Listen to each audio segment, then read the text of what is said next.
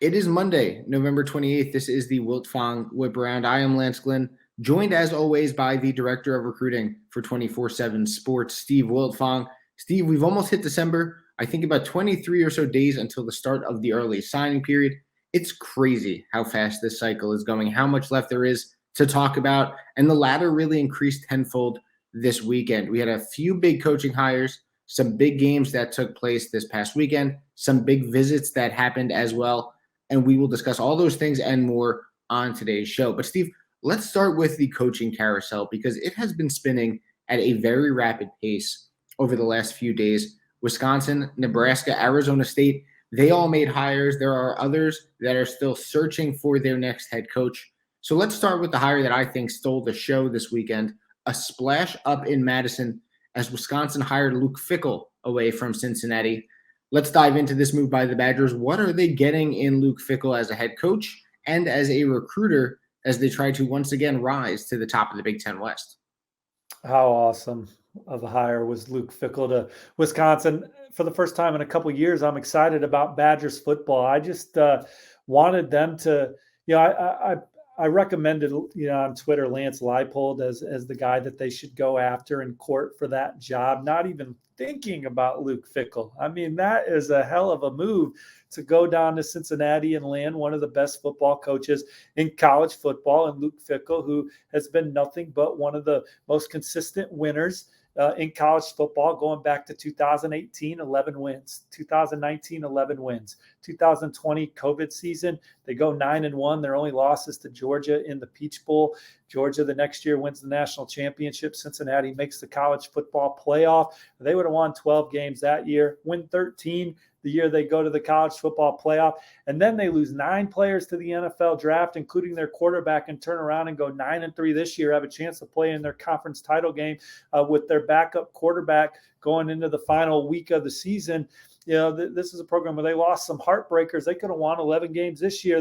He built a program that is sustainable to last. Lose 9 draft picks, including your quarterback, and come back this next year and be very competitive. It's a testament to a culture. And look, I've been able to visit Cincinnati every year since Coach Fickell has been the head coach, builds a terrific culture there. I think he's an elite recruiter. And what I mean by that is he knows how to evaluate. He knows how to find guys with developmental upside, and he's very relevant in recruiting. And the thing that always stood out to me about one of my meetings with Luke Fickell is he said, hey, the head coach has to be the best recruiter on the staff. When he worked for Jim Tressel was the best recruiter on the staff. When he worked for Urban Meyer, he said Urban Meyer was the best recruiter on the staff. So it was up to him to be the best recruiter on Cincinnati's staff. And then that carries over to the rest of the program. And when people say recruiter, they think that's getting on the phone and just convincing people to come to your school. That's not all that recruiting is. Recruiting is about having the detail-oriented approach of film study and senior film study, and recognizing guys that fit your program, fit what you're trying to execute schematically on both sides of the ball, and bringing them in and turning these guys into better football players. Player development at Cincinnati, second to none. I think he has a great understanding of strength and conditioning. His players love him. People love working for him. I talked to a staffer at Cincinnati yesterday. The whole city is just sad. They're just sad. It was just a sad moment. But you can't be upset with Coach Fickell. Everyone just loves him, man. And he brings great energy from that corner office. And I just think that this is a new era for Wisconsin football. I think that, look, we've seen some good Wisconsin teams that have been good enough to make the Big Ten title game, playing some New Year's Six games. But I think Luke Fickell is a guy that can really elevate this program beyond that. If anyone can take Wisconsin from a ceiling of 10 to 11 wins to more, I think it's Coach Fickell. He's not going to be intimidated to play against Ohio State. He's not going to be intimidated to play against Michigan. And, he's got his sights set on taking a program to that level. Take Cincinnati in the South Bend last year and beat Notre Dame 2 years ago in the midst of their playoff run and beat the Irish on their home field. Was as big a win as anybody had in the country. 2 years ago. And so Coach Fickell, he was an elite recruiter at Ohio State, helped them win some national championships. And now he's coming to Wisconsin. And I don't think he would have just left for any job now. I mean, he's got his kid playing for him at Cincinnati. The city loves him. He's got 6 kids, I believe. But Wisconsin's a place that he obviously believes in. And so he's going to go up there. And I just thought that was an awesome hire. Like I said, I thought when Wisconsin's job opened up, I didn't want them to hire from within. That's no disrespect to Coach Leonard, who obviously goes from walk-on to All-American to long career in the NFL to putting together some defenses that were real dominant at Wisconsin. But go get me a head coach that's got proven experience of having a culture from top to bottom that in the end turns into winning. And Luke Fickell is one of the big winners in college football. When you're talking about who's had the most winningest programs the last 5 years in college football, you got Nick Saban, certainly you got Kirby Smart, and then Luke Fickell. Luke Fickell's won as much from a winning percentage wise as anybody after those two. And he's now in Wisconsin, and we'll see what he can do. He's inheriting the worst college. He's inheriting maybe the worst quarterback room in the country. When he got to Cincinnati, Tommy Tuberville didn't leave him that great a situation either now. You know, he inherited some crap there, a 4-win team that had a lot of holes in it. They win 4 games his first year. They go from 4 to 11 from year 1 to year 2 and never looked back. Wisconsin's going to have to reinvent that quarterback room. It's atrocious. I do think Graham Mertz had some ability. I hated the offense behind Graham, and I don't think he got developed. But behind him, I don't even think there's that much talent. So that'll be mission number 1. We'll see who he brings with him. I think Gino Guidolgi is one of the best offensive coordinators in the country, one of the best developers of quarterbacks. Cincinnati, it wouldn't hurt for them to think about promoting him to the corner office. Now, that's a job that's going to have a lot of interest, because when you look at the last few Cincinnati coaches, they've all gone on to great things. Going back to Mark D'Antonio, Brian Kelly, and so it's a very exciting job. Butch Jones, another. But Gino Guidolgi, Cincinnati could do a lot worse than him. That's for damn sure if they wanted to promote him. But Wisconsin, if he's your offensive coordinator, you're fired up and you go from there. Yeah, and you mentioned with Luke Fickell the ability to build a program, right? And he obviously did it at Cincinnati. And Wisconsin has a lot of holes to fix, a lot of holes to fill, a lot of things to clean up, especially in that quarterback room, especially with that offense. So it will be interesting to see who he brings with him. It'll be interesting to see how he fills out that staff. But again, a splash hire for Wisconsin, someone who obviously, like I said, can build a program, and someone who I'm really excited to see what he does in Madison. He knows what it looks like, Lance. He's played against Ohio State at Cincinnati when they were really damn good, played against Georgia, he's played against Alabama. He's coached some great Alabama teams. Cincinnati earned the college football playoff last year. They were talented. It wasn't just they ran the table as a group of 5 team and backdoored in. I mean, they beat Notre Dame and South Bend and had a ton of draft picks. Going to have some more this year. That team was, they lost to Alabama. No shame in that. But that team was one of the 3 or 4 most talented college football teams in the country. And we'll see what that recipe looks like at Wisconsin, but he certainly knows what ingredients go into that, and people are going to love working for him. That community is going to fall in love with him. He's just a grade A human being, and that's why players and coaches work so hard for him. Yeah, 100%. And it wasn't for Cincinnati a one-year thing. With a group of 5 program like them, it was the year before undefeated, and then obviously in that playoff year undefeated. So it's not like it was just a one-year fluke year. I mean, they went 2 years undefeated, and that's impressive to do whatever level you're at, whether it's a group of 5, Power 5, FCS. You go undefeated 2 years in a row. That's crazy impressive, especially with the teams, you mentioned the Notre Dame, granted an Indiana team that was worse than what people expected them to be, but they beat Power 5 teams. It wasn't like they were just running through only group of 5 schools. They were running through really tough, really talented Power 5 teams. And I think Luke Fickell is going to be a great hire for Wisconsin. I think is going to do wonders up in Madison. And this is a blow for the Big 12, Lance, not to cut you off, brother. But look, the Big 12 is trying to reinvent itself. They're losing Texas. They're losing Oklahoma. Now, I love TCU right now. They're undefeated. TCU and Baylor, they've had way more success than Texas over the last 10 years. Texas is the logo. They're exciting. You got Sark there. I love the way they're building it up. Don't get me wrong. Like, I think Texas is on an upward trajectory. I love the way that they're recruiting on the trail, but they have not been a bell cow program in the Big 12 by any stretch. Baylor and TCU are the programs that have consistently won double-digit games over the last decade. TCU's undefeated. They're one game away from the college football playoff, so that's exciting for the Big 12 as they forge on and try and hang in there. And Cincinnati, I think, was going to be one of they were going to be a consistent winner under Luke Fickell. They were going to have consistent NFL players under Luke Fickell. This was a recruiting class that Cincinnati put together with the guys that had a lot of upside to sustain Cincinnati for years to come. And now they lose Luke Fickell. Cincinnati's now a little bit up in the air of what they're going to be in the future, and that sucks for the Big 12 if you're a college football purist that wants all the leagues to remain good. If anybody woke up in the morning on Sunday and didn't like the news of Luke Fickell leaving, outside of the people that live in Cincinnati, it's the Big 12 commissioner that's got to be like, son of a, because we just had one of the best coaches in college football in our league, and now he's in the Big 10. Yeah.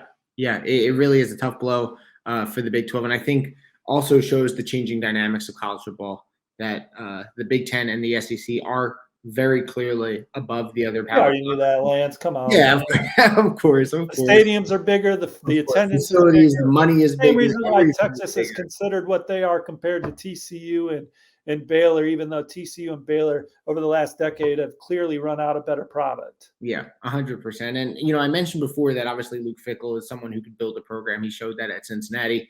Another program builder got hired at Nebraska, someone who built up Temple, built up Baylor, and that's Matt Rhule. And I think Luke Fickell was the best hire so far made in this cycle. There's a case to be made that both he and Matt Rhule are maybe 1A and 1B. I thought it was a great hire for Nebraska, a hire that made a lot of sense. Matt Rhule has those sort of Midwestern ties. I know he's a PA guy, but again, the Midwestern ties. And I think he, like Fickell in Wisconsin, is going to be a great hire for Nebraska and someone that, again, it'll take some time to get them back to, bowl after bowl after bowl. But I think he's going to do a great job in Lincoln and really bring that program back. Dude, Matt Rhule is the man. I mean, everybody knows that. And similar to Luke Fickell, those guys, they're just normal.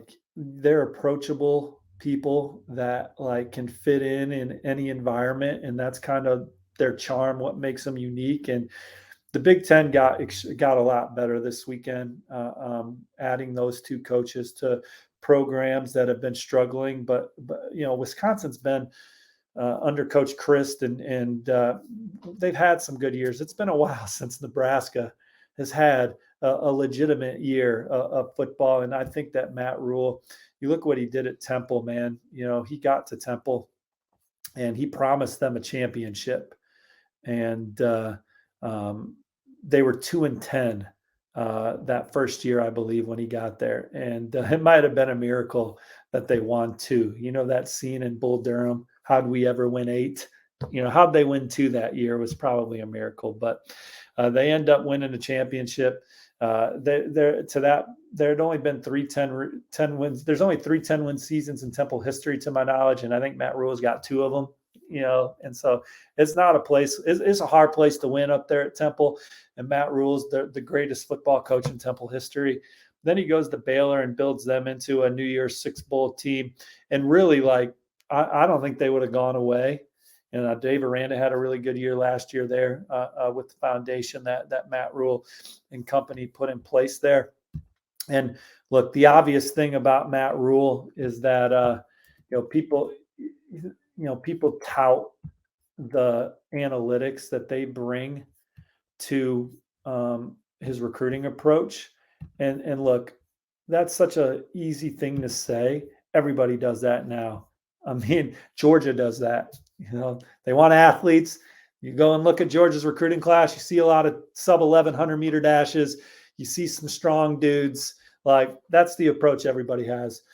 The thing about Baylor and Matt Rhule is, and certainly they're going to take athletic traits. If you're not athletic, they're not going to take a chance on you. So I think they take less chances from an athletic standpoint than maybe some other programs that are trying to build.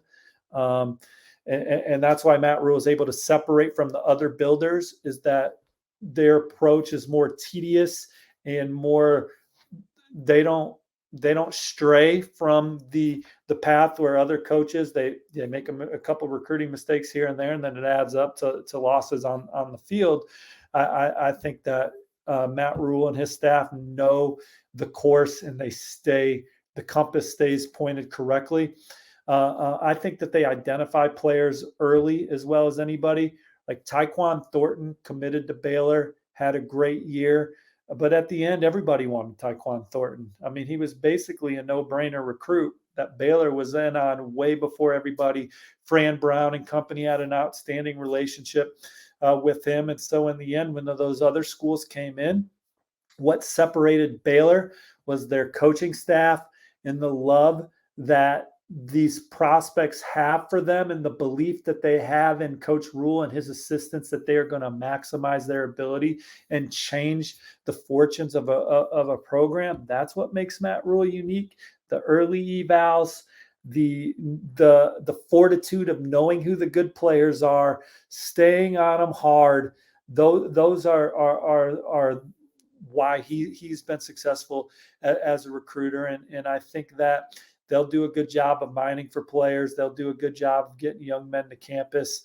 They'll do a good job of having as good a relationship as any recruit on the board as any other program. So when Nebraska is a finalist, they won't win every recruiting battle, but there will never be a recruit that says that they had a better relationship with another program than the one that Matt Rhule and his staff will have with them at Nebraska. That is really their secret sauce.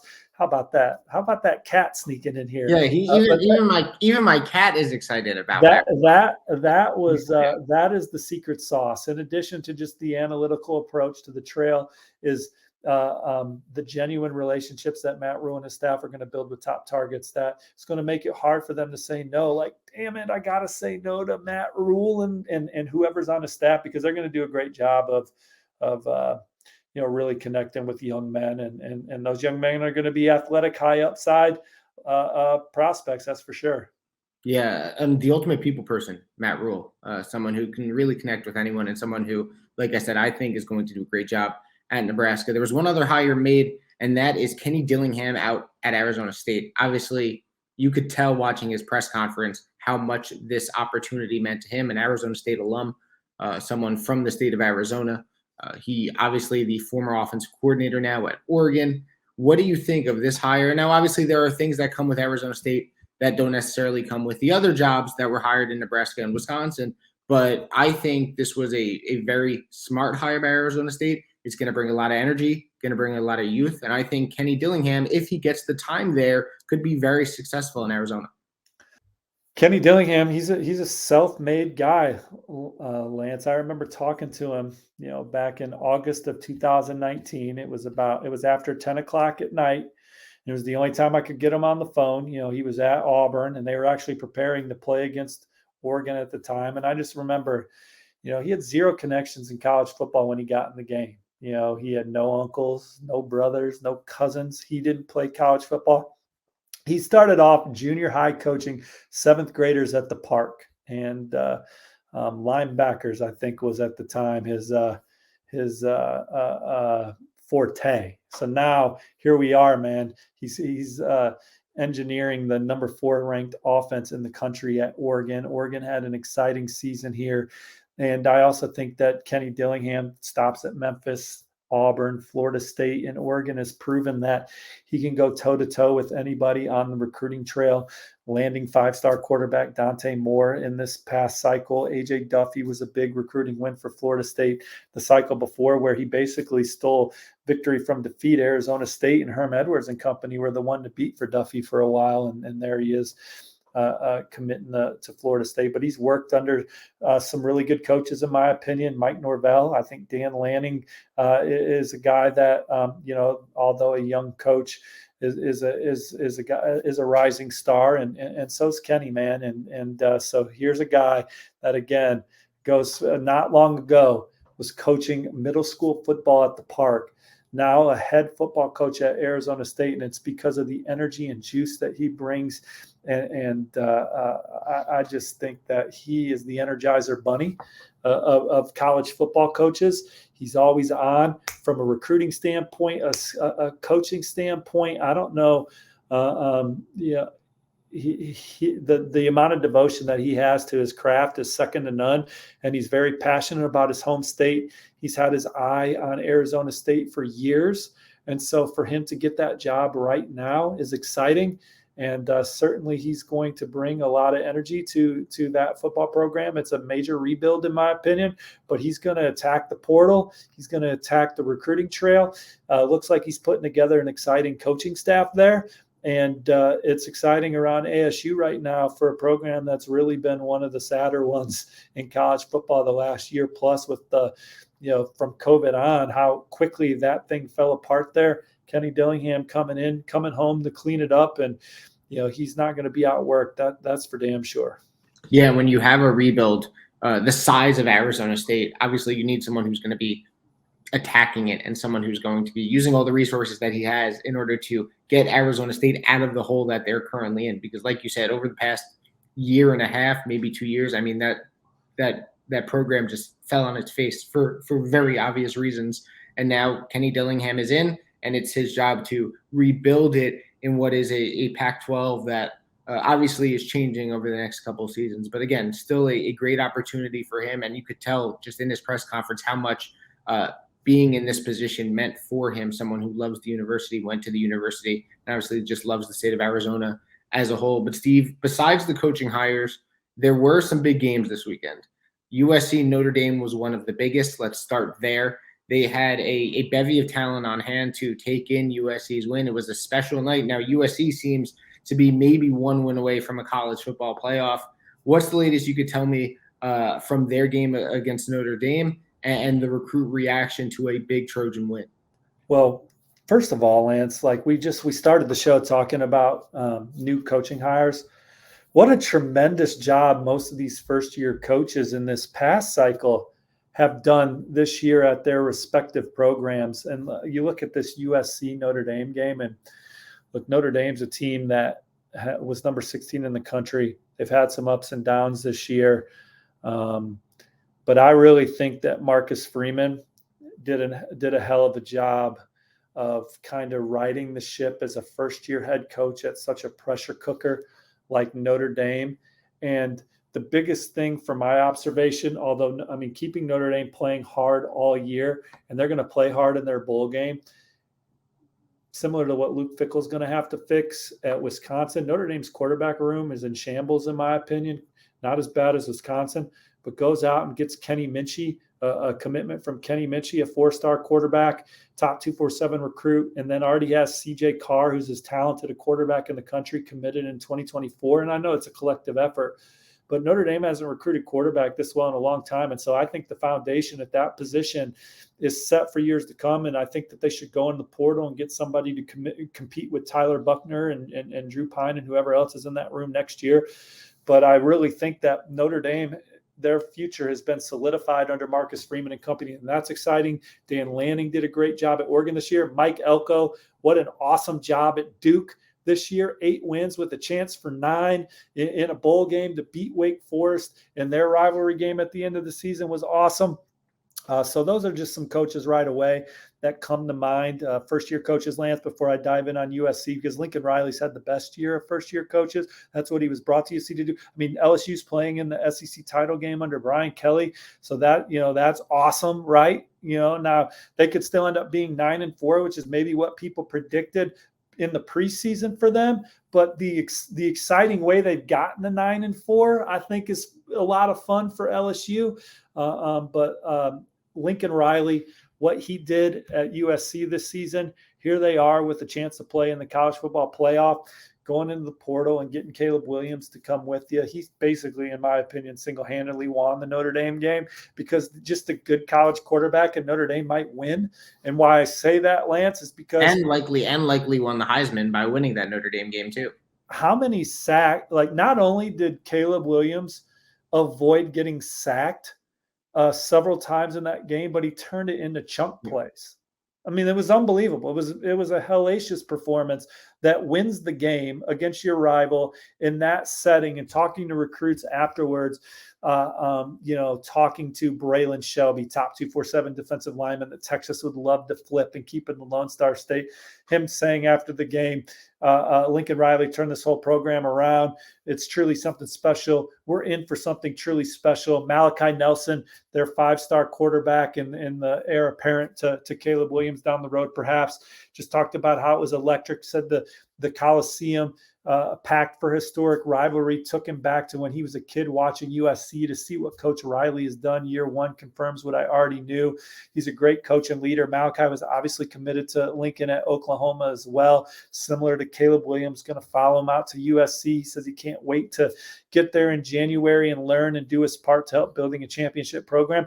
Hell, maybe they'll already have a championship by the time he gets there. I'm not predicting that, but they're going to have a chance. They beat Utah. Now you're in the game, got to win 2 more. Zachariah Branch, he's going to be an instant impact player for USC. Talked about the foundation. He said he's looking forward to being part of the legacy. Cannot wait to be part of the program. Mateo Uagalele, the 5-star defensive lineman who coming into the game, trending, Ohio State, you figure they're the one to beat. Oregon making a hard push, but man, to be at USC, to be on the field with Lincoln Riley after the game, I know was special for Mateo and his family, and USC's always been on the short list there.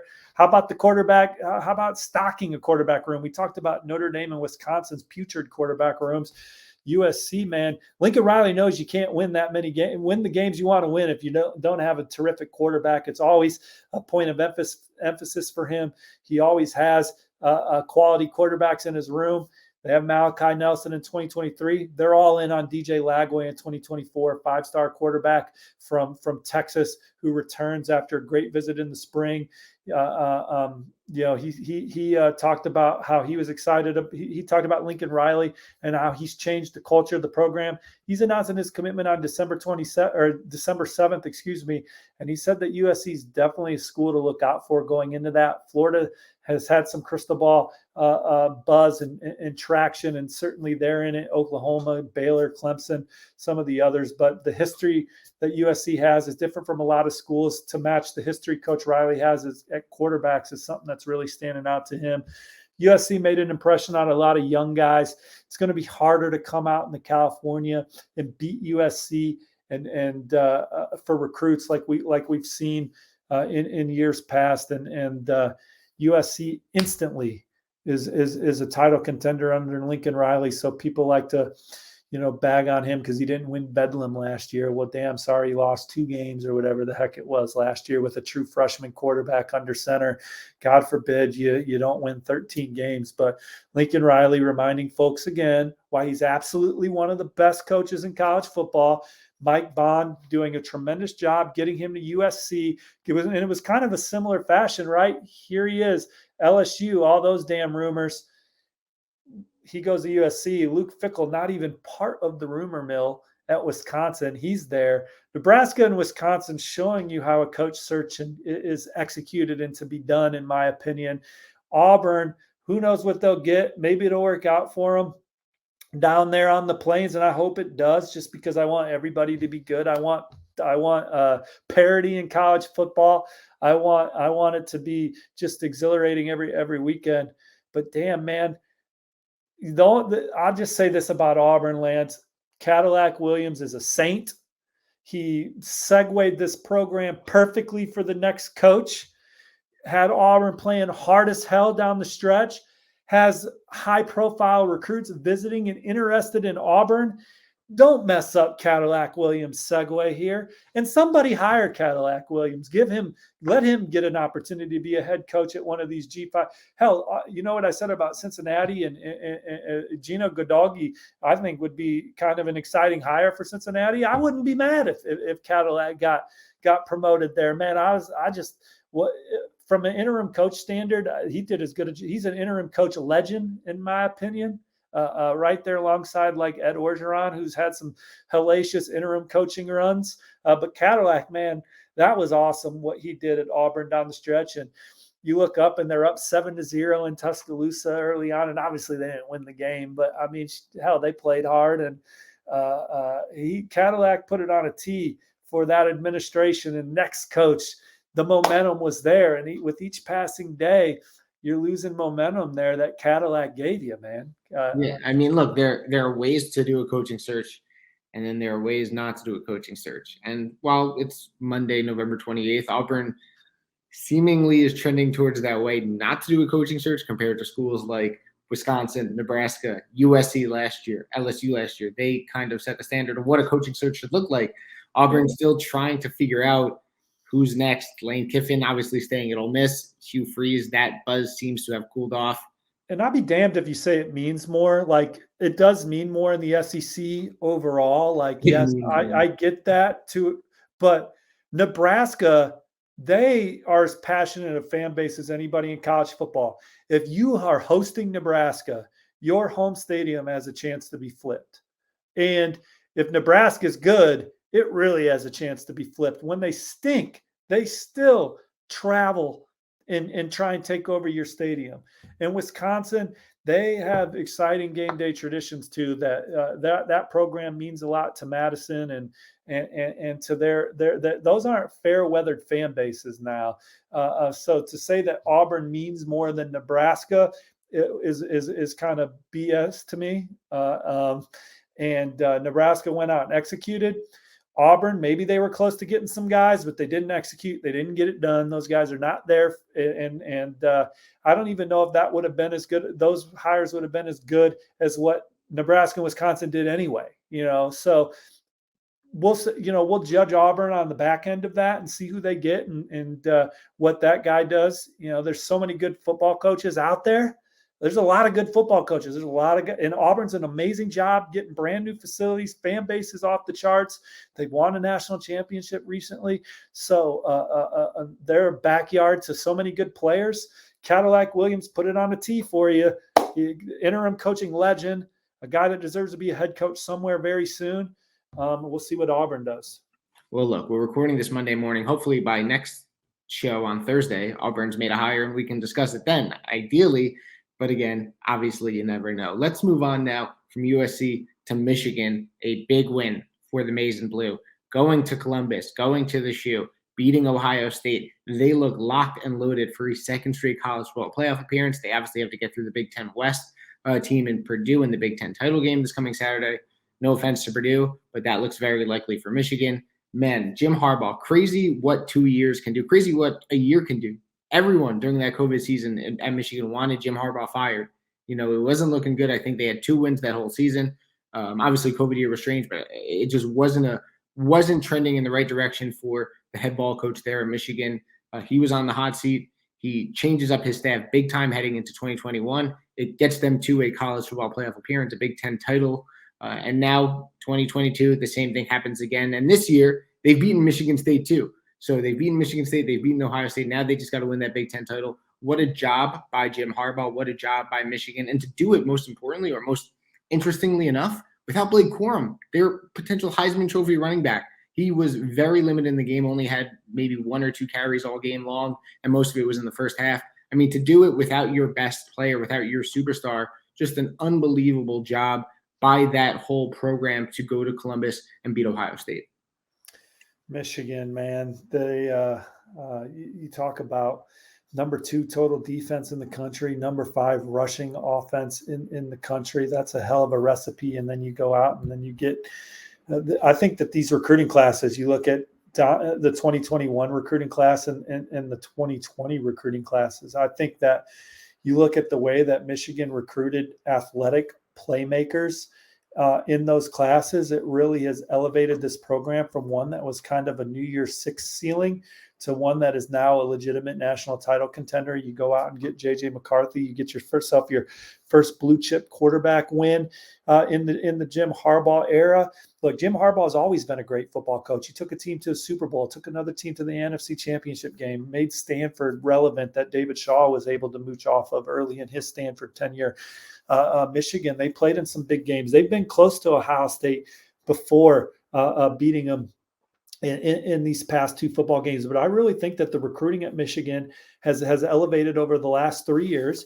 And with that, now you're seeing a football team that's able to go to the next level. And really, just for me, big play guys on offense, that's the difference, right? When you're in a slobber knocker of a game against Ohio State where it can go any which way in the second half, and then you got a guy like Donovan Edwards, who's a 5-star running back who rips off 2 big runs, boom, he's a difference maker in that game, and so I think that Michigan, they are player development U, which we've talked about on Whiparound before. And another staffer at Ann Arbor reminded me of after they beat Ohio State. It's player development U right there. You're not getting any better strength and conditioning. You're not turning into a better football player from 18 to 22 anywhere better than Michigan. Now, there's a few schools that certainly you can point to and say are just as good. Georgia, Alabama, Clemson, the schools, programs that have had track records year in and year out of developing their players. But Michigan is second to none in player development right now. And it's really showed up on the field these last 2 years against Ohio State. And again, I think that the way Michigan's recruited the last 3 years have been some of the best classes of the Jim Harbaugh era. And so with that, now you're starting to see some of the best results of the Jim Harbaugh era and a team that's a bona fide national title contender, a team that I think can go into the college football playoff right now and bang with these top-notch SEC programs and with another year of seasoning under their belt from last year. And so they're certainly building on the trail. Went out and landed Cameron Calhoun shortly after the game from Cincinnati. Winton Woods, a 6-foot defensive back with high upside traits. They committed him after the game. And then Luke Hamilton, a top 247 offensive lineman in the 2024 class, commits to Michigan on Sunday. He was at the game. Said he saw Sharon Moore in the tunnel before the game and was like, he was rooting for Michigan, man. Like Sharon Moore is his guy. There's not a nicer guy in college football than Sharon Moore, Lance. I'm telling you right now. He is just a great human.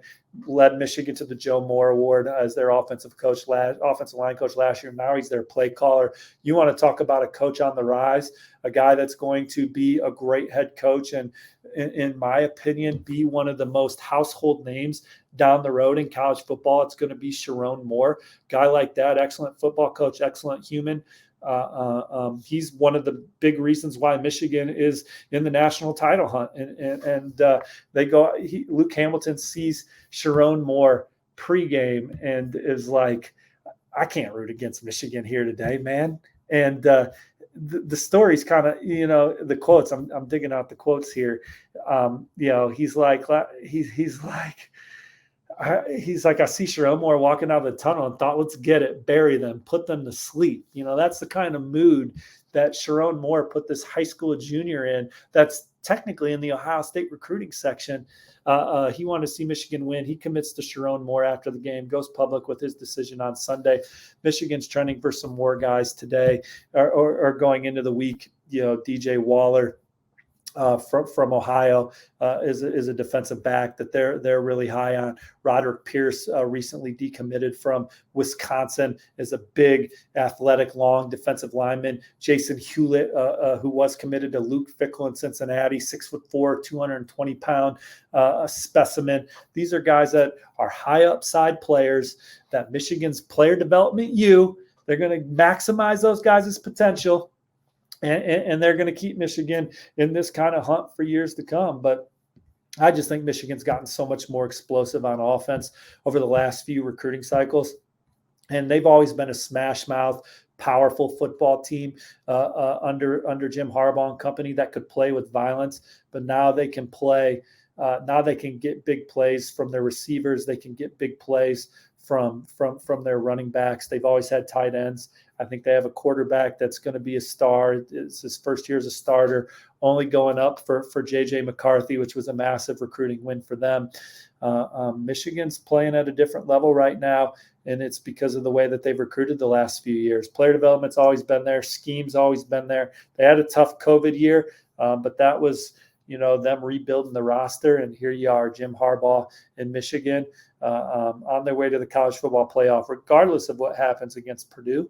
And so we'll see what happens. Yeah, and we talk about, and we've said it before on Whiparound, that if you're a defensive lineman, it's tough to say no to Georgia, right? If you're an offensive lineman, it's really tough to say no to Michigan. I mean, we talked Well, about if you're a defensive lineman, it's tough to say no to Michigan too when you yeah, look at the players that they've had drafted there. And not all those guys were touted recruits. yeah, Certainly guys like Rashawn Gary and Aiden Hutchinson were, but they've developed their fair share of pros.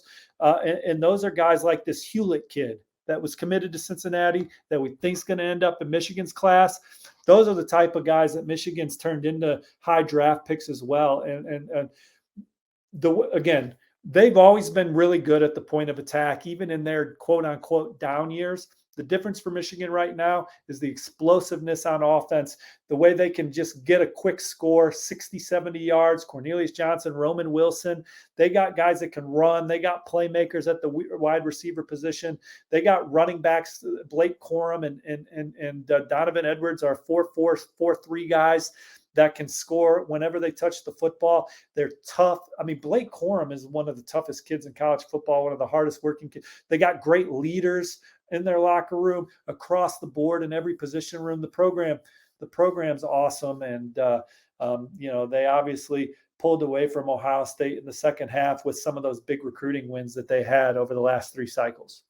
Yeah, absolutely. A great win for Michigan, going to Columbus, beating Ohio State.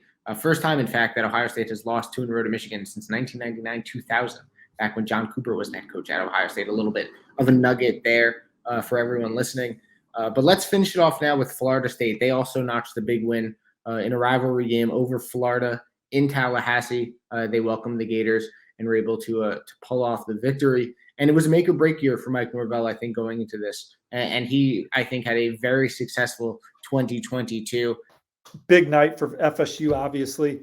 Lucas Simmons, top 247 offensive tackle, 6'8", 300 pounds. I love the way that Florida State's recruited the point of attack in this cycle on both sides of the ball. He's as big a recruiting win as any program in the ACC had. He tells me his recruitment's 100% shut down. He's locked in with Florida State. Florida was a program trying to flip him. So maybe if that game goes a different direction, maybe Lucas Simmons ultimately goes a different direction. And we'll see what happens as the cycle continues. But he says his recruitment's shut down. Jordan Hall, top 247 defensive lineman that they're battling Georgia and Florida for. He comes back to Tallahassee, has a terrific experience. Florida State, a contender down the stretch for one of the most coveted defensive linemen in the country. If they could add him to Keldrick Falk and Keith Sampson, Lamont Green, that'd be that's a haul that you can win a lot of games with. And then how about this 2024 class? It's top 5 nationally. Early on, Lance, they get Cameron Davis, a 24/7 Sports Composite 5-star running back on campus from Albany, Georgia. He's been to Georgia this fall, but he tells me after the game he's more excited about the program than he's ever been before. So many 2024s and 2025s raved about the experience, including the number 2 safety in 2024, Jalen Hayward. But back to 23 real quick. Isaac Smith's a 4-star defensive back who SEC programs are battling down the stretch for. He told me he loved his visit to Florida State. The number 1 JUCO interior offensive lineman, Keyshawn Blackstock's another guy that Florida State's in the middle of it for. So Florida State, they have momentum down the stretch here. I think it's going to be a much stronger finish than it was last year when they lose out on the Travis Hunter sweepstakes, which kind of put a bad feeling in people's minds, even though Florida State, they got better last year and they brought in a good recruiting class minus Travis Hunter. And now they're going to bring in another good recruiting class, it seems. And then 2024 could be a real electric class for them coming off and maybe a potentially 9-win season if they can win their bowl game here.